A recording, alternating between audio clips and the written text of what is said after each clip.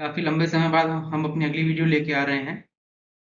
तो इसके पहले के जो भी वीडियोस थे उसमें हमने समझा था कुछ बेसिक सेफ्टी के कंसेप्ट के बारे में, कुछ कुछ बेसिक सेफ्टी स्टैंडर्ड्स के बारे में, कुछ कुछ बेसिक सेफ्टी प्रैक्टिसेस के बारे में। और आज के वीडियो में हम शुरुआत करने वाले हैं फायर के बारे में। फायर को हम थोड़ा बेसिक से समझेंगे।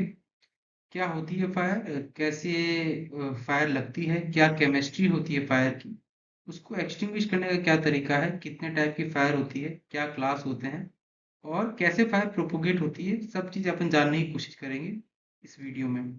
तो let's start. Hope last video में हम बहुत कुछ सेफ्टी के बारे में बेसिक सीख चुके हैं। तो इस वीडियो में हम फायर के बारे में कंटिन्यू करते हैं।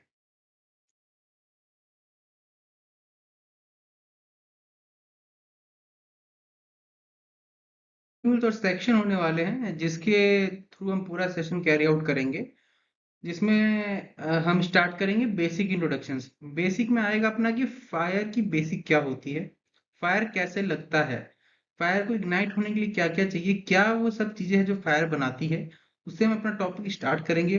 और उसके बाद सेकंड टॉपिक आएगा कि classification and chemistry of fire, कि फायर की क्लासेस क्या होती है, फायर की केमिस्ट्री क्या होती है, कैसे फायर बनती है, क्या क्या स्टेज होते हैं डेवलपमेंट ऑफ फायर के, कैसे फायर प्रोपोगेट करती है, हर फायर के क्या क्या प्रॉपर्टीज होती है हर क्लास ऑफ फायर की। तो ये हम उसकी पूरी केमिस्ट्री में समझेंगे। उसके बाद हम आएंगे फायर फाइटिंग मेथड्स। जो डोमियन फायर फाइटिंग मेथड होता है जो कि बड़े स्केल पे फॉलो किया जाता है, वो सब हम समझेंगे कि किसी भी इंडस्ट्री में कौन सी वो चीजें हैं जो कि दिमाग में रखी जाती है फायर फाइटिंग मेथड, या fire precaution, fire prevention, fire protection method जो है वो कैसे फॉलो की जाती है उसको हम समझेंगे। और उसके बाद हम लास्ट में आएंगे type of fire extinguisher and operating technique. क्योंकि फायर एक्सटिंग्विशर जो होता है वो first aid fire fighting equipment होता है। उसको एकदम जब फायर स्टार्टिंग फेज में हो तभी यूज कर सकते हैं। उसको हम एक, जब फायर अपना लार्ज रूप ले लेते हैं उसके बाद हम उसको यूज नहीं कर सकते हैं। तो फायर एक्सटिंग्विशर एक बहुत ही स्पेसिफिक इक्विपमेंट है जिसको सबको चलाना आना चाहिए, पर जिसको चलाना नहीं आता है उसको नहीं चलाना चाहिए। तो ये सब चीजें भी हम समझेंगे कि कौन कौन फायर एक्सटिंग्विशर यूज कर सकता है, कैसे यूज करना चाहिए, क्या उसको यूज करने का तरीका है, और कब कब फायर एक्सटिंग्विशर यूज करना चाहिए और कब उसको छोड़ के वहां से भाग जाना चाहिए। तो ये कुछ पूरी लार्ज कंसेप्ट है, मतलब large section, large chapter type है, जिसमें हम ये पूरा कंसेप्ट अपना समझेंगे। तो इसको चैप्टर वाइज समझेंगे, स्टार्ट से लेके एंड तक बने रहिएगा तो बहुत कुछ सीखने मिलेगा आप।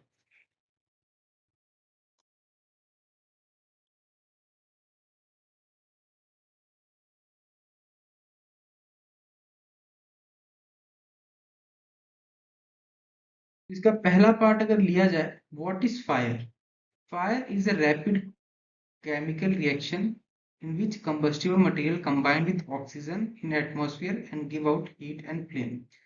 बहुत ही बेसिक डेफिनेशन शुरू करेंगे। फायर क्या है? फायर एक रैपिड केमिकल रिएक्शन है जो कि एनवायरनमेंट में मौजूद हीट से होता है। उसके लिए एक फ्यूल लगता है और एक सर्टेन टेम्परेचर लगता है, और जो एटमॉस्फेरिक ऑक्सीजन लेवल होता है उतना इनफ होता है, तो ये सब मिलके क्या बनाते हैं, एक फायर बनाते हैं। ये एक बेसिक से सबसे बेसिक लेवल ऑफ फायर की डेफिनेशन हुई। फायर क्या है? फायर एक रैपिड केमिकल रिएक्शन है, कंबस्टिबल रिएक्शन है, जो कि एटमॉस्फेयर में प्रेजेंट हीट और ऑक्सीजन से मिलके बनता है। उसके लिए एक फ्यूल चाहिए रहता है, और उस फ्यूल का सर्टेन हीट लेवल अचीव करने के बाद वो आग पकड़ता है, और जिसके बाय प्रोडक्ट होते हैं हीट, स्मोक, फ्लेम, एक्सेट्रा। तो इसी को कंटिन्यू करते हुए फायर टेट्राहेड्रन होता है। फायर टेट्राहेड्रन क्या बोलता है? फायर टेट्राहेड्रन बोलता है कि फायर को लगने के लिए क्या क्या चीजें चाहिए।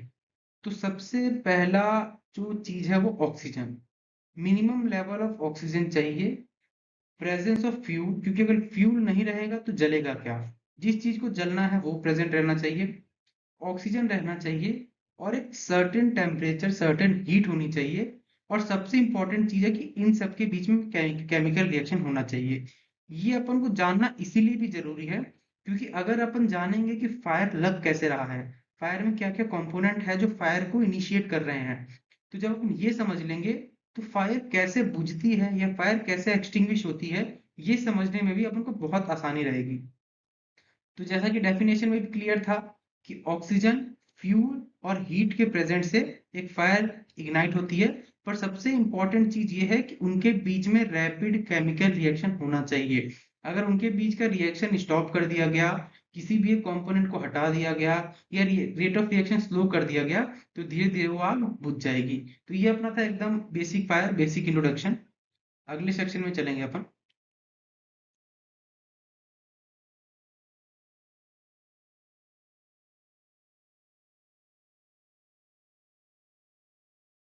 तो क्लासिफिकेशन ऑफ फायर। अब क्लासिफिकेशन ऑफ फायर जो है ये अपन पढ़ेंगे पूरा इंडियन स्टैंडर्ड्स के अकॉर्डिंग। ये जो अपने BIS है उसके अकॉर्डिंग पढ़ेंगे। तो एज पर इंडियन स्टैंडर्ड 15683, इसको आप चेकआउट कर सकते हो। There are basically 4 classes of fire. Class A क्या होता है? Fire involving solid combustible material of organic nature such as wood, paper, rubber, plastic, where the cooling effect of water is essential. Class A fire क्या होता है? Class ए fire वो जिसमें solid combustible material हो, solid wood, paper, polythene या rubber, ऐसी चीजें हो गई जो एक सॉलिड हो। जब सॉलिड ऑब्जेक्ट बर्न होता है तो वो class A type of fire में कंसिडर किया जाता है। और क्लास ए टाइप के फायर को एक्सटिंग्विश करने के लिए हमेशा वाटर का यूज किया जाता है, क्योंकि वाटर कूलिंग मेथड यूज करता है, उस आग को कूल करके उसका रेट ऑफ रिएक्शन खत्म करता है। तो वो अपना क्लास ए फायर हो गया।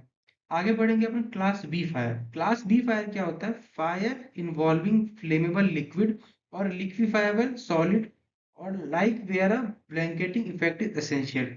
तो वो फायर जिसमें लिक्विड में आग लगे, जैसे पेट्रोल, डीजल या कोई भी ऐसी चीज जो लिक्विड फॉर्म में हो, जब उसमें आग लगेगी तो उसको अपन बोलेंगे क्लास बी फायर। और उस फायर को एक्सटिंग्विश करने के लिए ब्लैंकेटिंग इफेक्ट देना जरूरी होता है। ब्लैंकेटिंग इफेक्ट कौन से एक्सटिंग्विशर देते हैं, कौन सा मीडिया देता है, उसके बारे में अपन आगे समझेंगे। क्लास सी फायर पे आते हैं। Class C fire involve flammable gases under pressure including liquefiable gases and energized electrical equipment where it is necessary to inhibit the burning gas at fast rate which with an inert gas or powder or vaporized liquid for an extinguishment। तो जो आग किसी gas की वजह से लगे उसको अपन किस में कंसिडर करेंगे? क्लास सी फायर में। तो गैस से जो फायर लगती है उसको एक्सटिंग्विश करने के लिए इनर्ट गैस यूज होते हैं, जैसे अर्गोनाइट सिस्टम होता है जो पहले यूज होता था, FMS 200 हो गया। तो ये सब जो सिस्टम है ये क्लास सी फायर को एक्सटिंग्विश करने के लिए यूज किए जाते हैं, जो कि गैस या एनर्जाइज इलेक्ट्रिकल इक्विपमेंट की वजह से लगे। मेजरली गैस ही कंसिडर किया जाता है, क्योंकि एनर्जाइज इलेक्ट्रिकल इक्विपमेंट एक बार पावर कट ऑफ होने के बाद उसको हम सॉलिड ही कंसिडर करते हैं। अगर एनर्जाइज इलेक्ट्रिकल इक्विपमेंट है, उसमें आग लगी और अगर उसको अपन ने पावर सप्लाई कट कर दिया, तो उसके बाद अपन उसको क्लास ए फायर की तरह ट्रीट कर सकते हैं। अगला आता है class D fire. Class D fire involve combustible material such as magnesium, aluminium, zinc, sodium, potassium. The burning metal are reactive to water and water containing agents. तो ये जो फायर है ये स्पेसिफिकली आप देखेंगे तो मेटल फायर है, क्योंकि मैग्नीशियम, एल्यूमिनियम, जिंक, सोडियम ये सब एक मेटल है। तो अगर मेटल में आग लगेगा तो उसको अपन एक्सटिंग्विश करने के लिए वाटर या वाटर कंटेनिंग एजेंट्स का यूज नहीं कर सकते हैं, क्योंकि वो हमेशा उससे रिएक्ट करता है। तो उसके लिए एक स्पेशल टाइप ऑफ एक्सटिंग्विशर आता है जिसको अपन टर्नरी यूरेक्टिक क्लोराइड बोलते हैं। TEC का एक एक्सटिंग्विशर आता है, वो स्पेशली यूज होता है मेटल फायर्स के लिए। तो यहाँ हमने समझा क्लासिफिकेशन ऑफ फायर और उनको एक्सटिंग्विश करने के लिए कौन सा मीडिया यूज होना चाहिए, इसके बारे में हमने समझा। अब आगे बढ़ते हैं।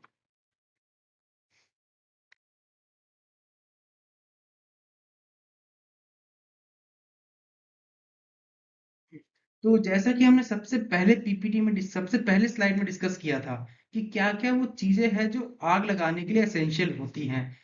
ऑक्सीजन, हीट, फ्यूल और चेन रिएक्शन। ये चीज समझना इसीलिए जरूरी था कि जब अपन फायर एक्सटिंग्विशन के बारे में पढ़ेंगे या फायर को कैसे कंट्रोल करना है, तो वो चीज अपने लिए बहुत हेल्प करेगी। क्योंकि ये तीन या ये चार चीज जो थी, फ्यूल, हीट, ऑक्सीजन और केमिकल रिएक्शन, ये सब चीज मिलके आग को जनरेट कर रही थी या आग को बढ़ावा दे रही थी। तो अगर आग को कंट्रोल करना है तो इन चारों में से किसी भी एक चीज को अगर अपन ने कंट्रोल कर लिया तो वो आग अपने आप बुझ जाएगी।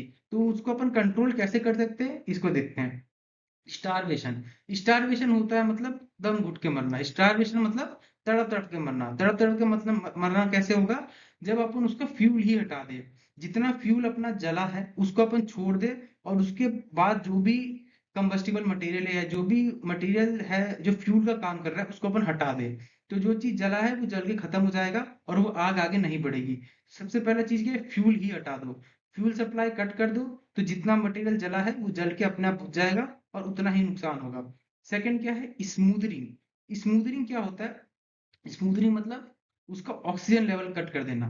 मतलब उसमें जो ऑक्सीजन का सप्लाई है उसको कट कर देंगे, तो उससे एक लेयर बन जाएगी। जैसे जब क्लास बी का फायर होता है तो उसमें हम फ्यूल यूज करते हैं, तो फ्यूल क्या करता है, फ्यूल एक स्मूदरिंग इफेक्ट बनाता है। मतलब वो स्मूदरिंग भी करता है, और उसमें जो वाटर एजेंट होता है वो कूलिंग का भी काम करता है। तो उसमें अपन दोनों चीज मिला के उसमें फ्यूल को एक्सटिंग्विश करते हैं। तो सेम इसमें भी देखा जाए तो smothering suffocation mean deprive of burning fuel of the oxygen which is main supporter of combustion. मतलब ऑक्सीजन सप्लाई कट करेंगे। पहले में हमने देखा कि फ्यूल हटा दो तो रिएक्शन हो जाएगा। दूसरे में स्मूथनिंग मतलब ऑक्सीजन हटा दो। अब तीसरे में हम चलेंगे कूलिंग। तो कूलिंग क्या होगा, कूलिंग नाम से ही लग रहा है, कूलिंग मतलब रिमूवल ऑफ हीट। इसमें हम हीट सप्लाई को कट करेंगे, तो वो एक्सटिंग्विश हो जाएगा। कूलिंग अपन कैसे कर सकते हैं, कूलिंग के लिए हम वाटर मीडिया का यूज कर सकते हैं। कूलिंग CO2 से भी होता है। तो ये कुछ एजेंट यूज करके अपन कूलिंग मेथड अप्लाई कर सकते हैं। और कूलिंग मेथड जो है सबसे ज्यादा इजीली एक्सेसिबल होता है। एक्सेसिबल क्यों बोल रहे हैं, क्योंकि जितने भी एक्सटिंग्विशिंग मीडिया है उसमें वाटर सबसे ज्यादा इजीली अवेलेबल भी होता है, और सबसे ज्यादा इजी टू ऑपरेट भी होता है। अगर ज्यादा अमाउंट ऑफ फायर लगी है तो उसको at the end fire water से ही कंट्रोल करने में सबसे ज्यादा आसानी रहती है, क्योंकि उसको अपन यूज भी आसानी से कर सकते हैं, और वो मिलता भी आसानी से है। और सबसे लास्ट में स्टॉपिंग द चेन रिएक्शन। इन सब के बीच में चेन रिएक्शन स्टॉप कर दे या रेट ऑफ रिएक्शन को स्लो कर दे, तो भी फायर कंट्रोल हो सकती है। तो हमने अभी कितने सीक्वेंस से सीखा कि कैसे पहले आग लगती है, उसको आग के क्लास क्या होते हैं, और फिर हमने सीखा कि वो आग लगती है तो उसको बुझाने के क्या क्या तरीके हैं। तो अभी तक हमने ये सब समझा है, तो आगे देखते हैं। आगे समझेंगे केमिस्ट्री ऑफ फायर। फायर की केमिस्ट्री क्या होती है, फायर कैसे डेवलप करता है, फायर को फाइट करने के लिए कितना टाइम हमारे पास अवेलेबल होना चाहिए। तो डेवलपमेंट ऑफ फायर समझेंगे कि फायर कैसे धीरे धीरे डेवलप होती है। तो फायर के डेवलप होने के 4 स्टेजेस होते हैं। पहला होता है incipient stage. Invisible product of combustion are given off no visible smoke flame और हीट इज प्रेजेंट। मतलब एकदम इनविजिबल प्रोडक्ट जो प्राइमरी फेज होता है, जिसमें ना कुछ स्मोक दिखे ना हीट दिखे, ना फ्लेम दिखे, पर वो जो सबसे पहला जो चिंगारी है एक तरीके से वो लग चुकी है। और सेकंड होता है स्मोल्डरिंग स्टेज। स्मोल्डरिंग स्टेज क्या है, कि जब भी आप आग लगाते हैं, हमने घर पे भी देखा होगा कि जब हम घर ठंडियों के टाइम में जब लकड़ी सेकने के लिए आग लगाते हैं, तो सबसे पहला जो स्टेज होता है, जब आग लगाने के बाद धुआं बहुत निकलता है। तो वो धुआं निकलता है, और उस धुआं का जब सर्टेन टेम्परेचर रीच हो जाता है तो उसके बाद फ्लेम निकलता है। तो सेकंड स्टेज वही है, स्मोल्डरिंग स्टेज। मतलब if the burning process is slow without any flame it can be termed as a smouldering. मतलब बर्निंग प्रोसेस बहुत स्लो है, मतलब फ्लेम अभी नहीं दिख रही है, उसका टेम्परेचर नहीं मिला है, पर वो जो कंबस्टिबल मटेरियल है धीरे धीरे अंदर अंदर जलना स्टार्ट हो चुका है, जिसकी वजह से क्या कर रहा है, स्मोक को एमिट कर रहा है। Combustible product are now visible as smoke. जब स्मोक दिखने लग जाए तो उसको अपन बोलते हैं सेकेंड स्टेज ऑफ फायर। मतलब पहला है कि इंसिपिएंट स्टेज, जिसमें कोई प्रोडक्ट नहीं दिख रहा है, बस उसमें उसको अपना जस्ट हीट मिला है। और दूसरा है, मतलब जब उसको हीट मिला तो धीरे धीरे वो अपना फ्यूल जो है वो बर्न कर रहा है, पर फ्लेम नहीं दे रहा है, सिर्फ स्मोक एमिट कर रहा है। थर्ड है flame stage. Actual fire now exist. अब ये फायर जो है ये दिखने लगेगी, इसका रंग रूप जो है अब एक्सट्रीम होगा, क्योंकि इसमें स्मोक भी है, इसमें बहुत ज्यादा स्मोक भी विजिबल होगा, और फ्लेम भी साथ ही विजिबल होगी। तो ये जो है थर्ड स्टेज ऑफ फायर है। और फोर्थ है uncontrollable stage, also known as heat stage, where the time large amount of heat and smoke are produced. ये होता है एकदम एक्सट्रीम, कि जब आग फैल चुकी हो, मतलब जब हाथ से बाहर आग निकल चुकी हो, जिसमें एक्सट्रीम फ्लेम दिख रहा है, एक्सट्रीम स्मोक दिख रहा है, और साथ ही एक्सट्रीम हीट भी दिख रहा है, तो उसको अपन बोलते हैं सबसे लास्ट या अनकंट्रोलेबल स्टेज। तो ये हमने डेवलपमेंट ऑफ फायर समझा। अब नेक्स्ट देखते हैं time available for fire fighting. Fire fighting के लिए हमको कितना टाइम है हर क्लास के फायर में। तो क्लास ए का जो फायर है उसमें अगर फर्स्ट या सेकेंड स्टेज में है, मतलब इंसिपिएंट या स्मोल्डरिंग स्टेज में है, तो उसमें आपको अपन को 0 से 10 मिनट, मतलब 10 मिनट के अंदर अंदर अपन को फायर पे कंट्रोल पाना पड़ेगा। क्योंकि अगर स्मोल्डरिंग में है तो वो थोड़ा टाइम देगा अपन को, 5-6 मिनट थोड़ा उसको फ्लेम आने में टाइम लगेगा। तो उतना अपने पास टाइम है कि अपन फायर कंट्रोल कर सके। और क्लास बी की बात करें तो क्लास बी जो है उसमें स्टेज 1 और 2 है, क्योंकि 3 और 4 के बाद फायर कंट्रोल नहीं होती है। 3 और 4 के बाद फायर वो अपने आप जब फ्यूल खत्म होगा तब वो खत्म होगी। इसलिए हमेशा स्टेज 1 और स्टेज 2 पे ही फायर कंट्रोल किया जाता है। तो क्लास बी का जो है 1 मिनट के अंदर अंदर अपन को कंट्रोल करना होता है, क्योंकि हम सब लोग जानते हैं कि पेट्रोल डीजल या कोई भी लिक्विफाइबल चीज है उसमें जो आग लगती है वो कंडक्शन के थ्रू फैलती है, सॉरी कन्वेक्शन के थ्रू फैलती है, मतलब हवा के थ्रू फैलती है। तो जो चीज हवा के थ्रू अगर आग फैल रही है तो उसको अपन को बहुत जल्दी विद इन अ मिनट उसको कंट्रोल करना पड़ेगा। थर्ड है स्टेज क्लास सी फायर में स्टेज 1-2 का, तो 0 से 30 सेकंड, मतलब आग, ये वो कंडीशन होती है कि जिसके सामने आग लगी है अगर वो कॉम्पिटेंट है तो वो एक्सटिंग्विश करेगा, वरना वो आग एक्सटिंग्विशर से नहीं होगी। उसके लिए फिर हायर लेवल ऑफ अथॉरिटी आएगी। जो भी फायर फाइटिंग टीम है स्टेट की है, जो भी वहाँ की लोकल टीम है वो आके उसको एक्सटिंग्विश करेगी। वो एक नॉर्मल तरीके से एक्सटिंग्विश नहीं हो सकती है। तो क्लास सी का मतलब यही हुआ है, और क्लास बी का भी मतलब कि जिस बंदे के सामने आग लगी है अगर वो इतना कॉम्पिटेंट है एक्सटिंग्विशर चलाने को या फर्स्ट एड फायर फाइटिंग करने को तो वो बुझा सकता है, वरना उसका सिंपल है रेस्क्यू करो और वहां से निकलो। ये हमने समझा कि कितने स्टेजेस होते हैं और क्या क्या टाइम होता है। लेकिन सबसे इंपॉर्टेंट चीज जो होती है कि जितने भी स्टेजेस दिखाए गए इसमें से सबसे जो खतरनाक स्टेज है इसको स्मोल्डरिंग स्टेज बोला जाता है। क्योंकि स्मोल्डरिंग स्टेज में आदमी फायर को इग्नोर करता है। जब तक फायर चौथे लेवल पे पहुंचती तब तक मैक्सिमम लोग वहां से रेस्क्यू हो चुके होते हैं, इवैक्यूएट हो चुके होते हैं। पर जो सेकंड स्टेज है वो इतना ज्यादा, एक तो वो एक्सट्रीम नहीं होता है तो लोग उसको इग्नोर करते हैं। दूसरा उसमें से स्मोक इतना निकलता है कि दम घुटने से उसमें जान जाती है। जितना नुकसान आपको फ्लेम से नहीं होगा, आप फ्लेम को देख के बच सकते हो, पर स्मोक का जो है, स्मोक आपको सांस लेने में दिक्कत करेगा, उससे आपका दम फूलेगा, तो उसमें सबसे ज्यादा चांसेस होते हैं, उसमें सबसे ज्यादा रिस्क होता है एक ह्यूमन लाइफ को।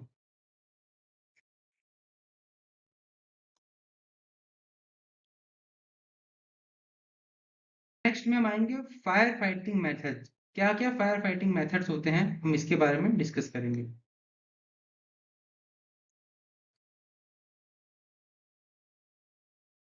तो type of fire fighting method, there are two type of protection method taken to protect in case of fire। मतलब फायर फाइटिंग के दो तरीके होते हैं, फायर फाइटिंग के मेथड होते हैं। जो डोमेन होता है, डोमेन दो मेथड होता है, बाकी सब उसके पार्ट होते हैं। जो डोमेन होता है एक एक्टिव फायर प्रोटेक्शन मेथड और एक होता है पैसिव फायर प्रोटेक्शन मेथड। बड़ा सिंपल है, नाम से पता चल रहा है। एक्टिव मतलब क्या होगा कि वो फायर प्रोटेक्शन मेथड जो कि एक्टिवली यूज हो at the time of fire. जब फायर लगे तो अपन को रेस्पॉन्ड करना पड़े, अपन को एक्टिवली बिहेव करना पड़े, तो उसको अपन क्या बोलेंगे, एक्टिव फायर प्रोटेक्शन मेथड। इसको अपन कैसे समझ सकते हैं, जैसे अगर फायर लग रही है तो अगर फायर एक्सटिंग्विशर अपने पास में पड़ा है तो वो अपने आप ऑपरेट नहीं होगा। फायर टेंडर अपने आप ऑपरेट नहीं होगा, हाइड्रेंट सिस्टम अपने आप ऑपरेट नहीं होगा। हमको उस पे जाके वर्क करना पड़ेगा, हमको ऑपरेट करना पड़ेगा, हमको उस इक्विपमेंट को एक्टिवली यूज करना होगा। तो वो अपना क्या होगा, एक्टिव फायर प्रोटेक्शन मेथड, जिसमें अपन को एक्टिवली बिहेव करना पड़े। सेकंड है passive fire protection method. Passive से पता चल रहा है कि वो चीज, वो इंस्टॉलेशन, वो डिजाइन सिस्टम जो कि आग लगने पे अपने आप काम करे। अब ये कैसे हो सकता है, जैसे कुछ फायर रेजिस्टेंस वॉल है, कुछ फायर रेजिस्टेंस कंपार्टमेंटेशन अपन ने बना रखा है, कुछ जैसे स्मोक डिटेक्टर लगा रखे हैं, तो वो अपने आप काम करेंगे। वो फायर हुई, उनका जो काम है वो अपने आप बिहेव करेंगे। उसमें अपन को कुछ नहीं करना पड़ेगा, उसमें अपन को कुछ बिहेव नहीं करना पड़ेगा। वो एक तरीके से अपना काम अपने आप करेंगे और फायर को वो प्रिवेंट करेंगे। प्रिवेंट इन द सेंस कि उसको फैलने से रोकेंगे, उसको बुझाने में वो हेल्प करे या ना करे, और उसको फैलने से, उसको अलार्म करने से वो हेल्प करेंगे।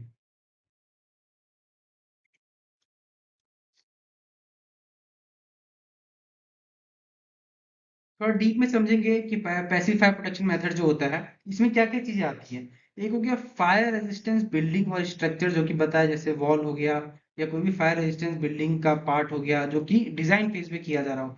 Fire and smoke venting for smoke extraction, मतलब स्मोक वेंटिंग के लिए कुछ स्पेस बनाया हो, या जो वो स्मोक को जाने का एक रास्ता बनाया हो। ठीक है, internal means of evacuation, evacuation plan हो, प्रॉपर मॉक ड्रिल हो रही हो जिसमें लोगों को अवेयरनेस हो, access for outside emergency services, site planning, compartmentation of internal structure. तो ये सब जो चीज है ये सब डिजाइन फेज में मेजरली होता है, और कुछ कुछ बिहेवियर बेस्ड प्रैक्टिस अपन को कराना पड़ता है। तो ये पैसिव फायर प्रोटेक्शन, मतलब ये चीज अपने आप रिएक्ट करेगी जब कुछ सिचुएशन आएगा। अगले पर अगर एक्टिव पे चला जाए, तो एक्टिव में क्या होगा, जैसे पोर्टेबल फायर एक्सटिंग्विशर हो गए। अगर आग लगेगी तो एक्सटिंग्विशर नहीं चलाओगे तो वो अपने आप नहीं चलेगा, है ना, उसको अपन को एक्टिवली ऑपरेट करना पड़ेगा। First aid fire fighting equipment like hose reel हो गया, तो उसको टेंडर से कनेक्ट नहीं करोगे। अगर उसको हाइडल पॉइंट से कनेक्ट नहीं करोगे तो अपने आप तो चल के जाएगा नहीं। थर्ड है फायर हाइडेंट इंस्टॉलेशन, इसको भी मैनुअली करना पड़ेगा। Manual automatic fire detection and alarm system, जब तक कोई आदमी अलार्म का बटन प्रेस नहीं करेगा तब तक वो अपने आप नहीं बजेगा। Fixed automatic fire fighting system, कोई भी फायर फाइटिंग सिस्टम है तो उसको ऑपरेट जब तक नहीं करोगे तब तक वो अपने आप नहीं चलेगा। मोबाइल फायर फाइटिंग सिस्टम, तो ये कुछ चीज जो है ये एक्टिव फायर प्रोटेक्शन सिस्टम में आती है। ये लास्ट चीज, लास्ट टॉपिक जो अपना है अपन कवर करेंगे अब इसमें, कि type of fire extinguisher and operating technique. कितने टाइप के फायर एक्सटिंग्विशर होते हैं और उसको कैसे ऑपरेट करते हैं वो हम इसमें समझेंगे।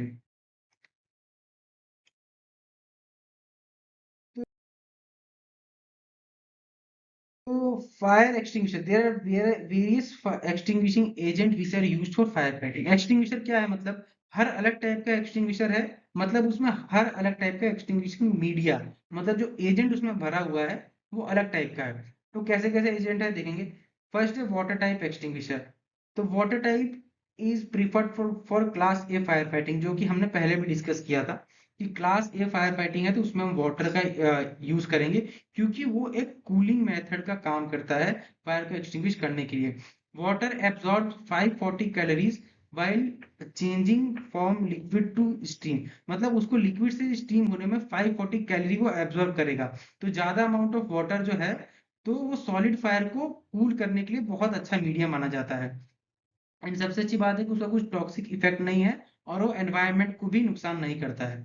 और इस एक्सटिंग्विशर को आइडेंटिफाई कैसे करेंगे। वाटर टाइप जो एक्सटिंग्विशर होते हैं उस पर रेड लेबल लगा रहता है, जो उस पे आप कोई भी एक्सटिंग्विशर देंगे तो उसके ऊपर एक लेबल लगा रहता है। हर टाइप ऑफ एक्सटिंग्विशर पे अलग टाइप का लेबल लगा होता है। तो इसमें अपन ऐसे वाटर टाइप एक्सटिंग्विशर को पहचानेंगे। सेकंड हो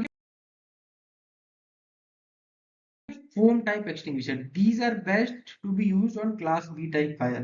क्लास बी टाइप फायर है जो है वो फोम टाइप एक्सटिंग्विशर से ही बेस्ट बुझती है। अगर फोम एक्सटिंग्विशर है, फर्स्ट एड फायर फाइटिंग करना आता है, तो उसको अपन यूज कर सकते हैं, क्योंकि वो कौन सा मेथड यूज करता है, स्मूदरिंग। स्मूदरिंग मतलब क्या होता है, oxygen supply cut plus cooling भी करता है, क्योंकि उसमें वाटर भी होता है और फोम भी होता है। तो फोम जो है उसके ऊपर फ्यूल के ऊपर एक लेयर बनाता है जिससे वो ऊपर से ऑक्सीजन का सप्लाई कट करता है। और इसके ऊपर जो होता है फोम का जो एक्सटिंग्विशर होता है उसके ऊपर हमेशा क्रीम कलर का लेबल लगा होता है। तो क्रीम, अगर आपको समझ में कभी आइडेंटिफाई करने में दिक्कत हो तो आप पहले वो लेबल चेक करके आराम से आइडेंटिफाई कर सकते हो।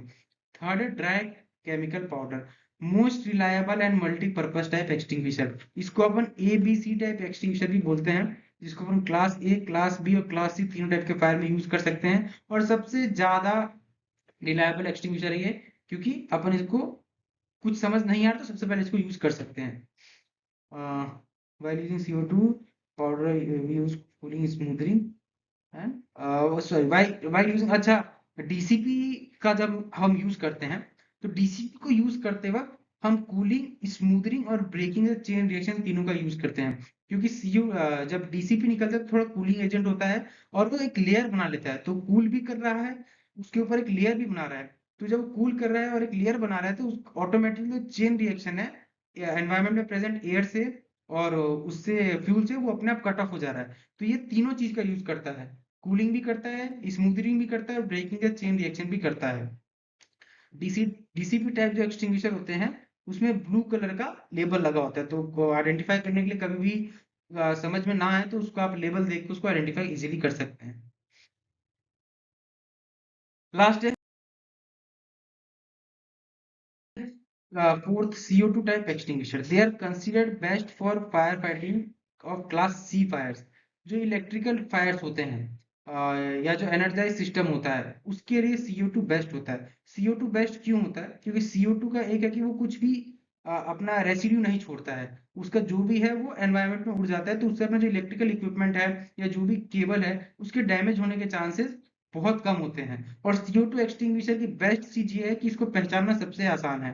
आप इसको 20 मीटर या 30 मीटर दूर से भी आसानी से पहचान सकते हो, क्योंकि इसमें हॉलो नोजल होता है। इसका जो रिलीजिंग नोजल होता है वो बहुत चौड़ा होता है, तो उसको आप दूर से देख कर आराम से पहचान सकते हो।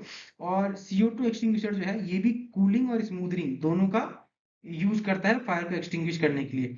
क्योंकि ये जो है CO2 जो है वो -52 डिग्री अप्रॉक्स -52 डिग्री सेल्सियस पे स्टोर रहता है, तो जब ये निकलता है तो बहुत ठंडा होता है। इसलिए कभी भी उसका नोजल भी पकड़ते वक्त बहुत ध्यान रखना चाहिए, वरना अपन को कोल्ड बर्न होने के चांसेस बहुत ज्यादा होते हैं। और CO2 एक्सटिंग्विशर जो होते हैं वो हमेशा ब्लैक लेबल उन पे लगा होता है, तो कभी पहचानने में दिक्कत हो तो ब्लैक लेबल भी देख सकते हैं। ये कुछ hydraulic pressure testing of fire extinguisher है। ये भी रिसेंटली जो 2024 में रिवीजन हुआ था उसके अकॉर्डिंग है। फोम टाइप जो एक्सटिंग्विशर है उनका टेस्ट इंटरवल 3 साल पे होता है, और मिनिमम टेस्ट प्रेशर जो है वो 35 केजी पर सेंटीमीटर स्क्वायर होता है। साथ ही डीसीपी देखा जाए तो डीसीपी का पहले ये 3 साल हुआ करता था, पर रिवीजन के बाद इसका 5 साल कर दिया गया है। और मिनिमम टेस्टिंग प्रेशर भी सेम है, 35 केजी पर सेंटीमीटर स्क्वायर। CO2 का पहले भी 5 था, अभी भी 5 है। और जो मिनिमम टेस्ट प्रेशर है 225 केजी पर सेंटीमीटर स्क्वायर है। और साथ ही क्लीन एजेंट जो है इसका भी 5 ईयर्स का है, और मिनिमम टेस्ट प्रेशर जो है वो 35 केजी पर सेंटीमीटर स्क्वायर है। तो ये एक्सटिंग्विशर को टेस्ट इंटरवल है। जब भी आप किसी इंडस्ट्री में जाएंगे तो आप डाटा चेक कर सकते हैं। ये बहुत बेनिफिट रहता है एक्सटिंग्विशर का एज पता करने के लिए। अब नेक्स्ट हम क्लोजिंग तरफ चलते हैं, कि एक्सटिंग्विशर को यूज कैसे करते हैं। ये बहुत ही ज्यादा क्रिटिकल चीज है। एक्सटिंग्विशर को यूज करना कोई इतना आसान चीज नहीं है, लोगों को देख के लगता है। क्योंकि एक्सटिंग्विशर को आप जब भी यूज करें तो उस पे 2-3 चीज हमेशा चेक करनी चाहिए, क्योंकि उसके ऊपर इंस्पेक्शन टैग है कि नहीं। और टैग है तो लास्ट टाइम कब अपडेट हुआ था, इसका हर मंथ टैग अपडेट होना चाहिए। और इनकेस नहीं है तो उसका ऊपर जो प्रेशर बार की रीडिंग होती है वो रीडिंग देखना चाहिए। उसका नोजल का कंडीशन देखना चाहिए, क्योंकि कितने बार ऐसे केसेस देखने में आए हैं कि जो आदमी वो एक्सटिंग्विशर ऑपरेट कर रहा है, वो एक्सटिंग्विशर फटने के कारण उसका उसको बहुत सीवियर इंजरी हो गई है या फेटलिटी भी हो गई है। तो एक्सटिंग्विशर को ऑपरेट कैसे करते हैं ये समझते हैं। पहले उसका जो पिन लगा होता है, पुल द पिन, एक्सटिंग्विशर का पिन निकालेंगे। दूसरा उसका aim at the base of the fire, उसको हवा में नहीं करना है, जो फायर का बेस है एकदम नीचे की तरफ उसको एम करना है। फिर उसका हैंडल स्क्वीज करना है, और फिर जैसे झाड़ू लगाते हैं तो ऐसे ऐसे इसको स्वीप करना है। तो इसको पास बोलते हैं। जो इस मेथड को जान गया वो पास है। अदरवाइज जो बिना इस मेथड को जाने ऑपरेट कर रहा है वो कभी ना कभी उसको कुछ ना कुछ कॉन्सिक्वेंसेस फेस करने पड़ सकते हैं। तो ये pull the pin, aim at the fire base, squeeze the handle, sweep to extinguish the fire, ये 4 चीज जो है ये फायर को एक्सटिंग्विश करने में बहुत ही ज्यादा हेल्पफुल होती है।